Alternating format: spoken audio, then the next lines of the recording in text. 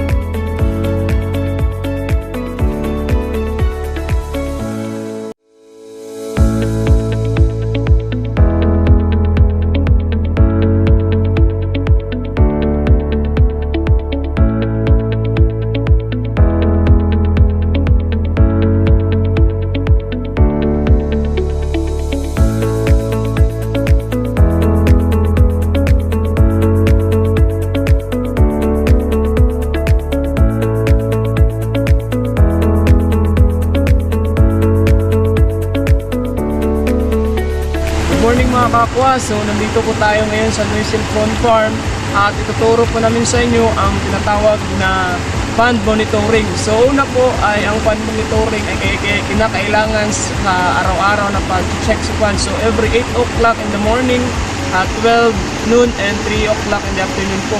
So sa pag pond monitoring po, kinakailangan po natin kunin yung pH ng tubig at salinity niya at lalong-lalo na po yung temperature. So ngayong umaga ay sasamahan tayo ng ating aquaculture student din na naka-assign na si Miss Jubaira Diabla para sa pag-demo niya po sa atin.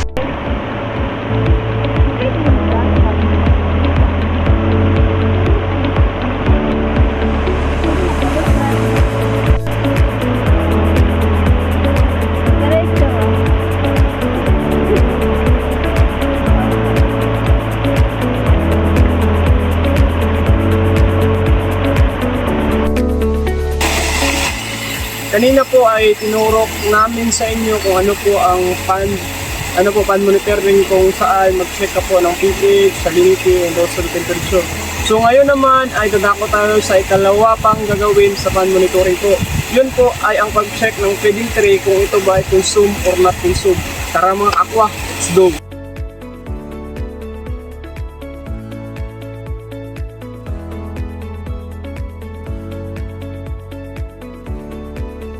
So mga kakwa, yung feeding tray po natin ay hindi po naubos. Ito po ay nag-consume. Pero hindi naman yun sa walang kumain. Pero merong kumain kasi hindi lang po naubos. Ito po ang natawag na pond.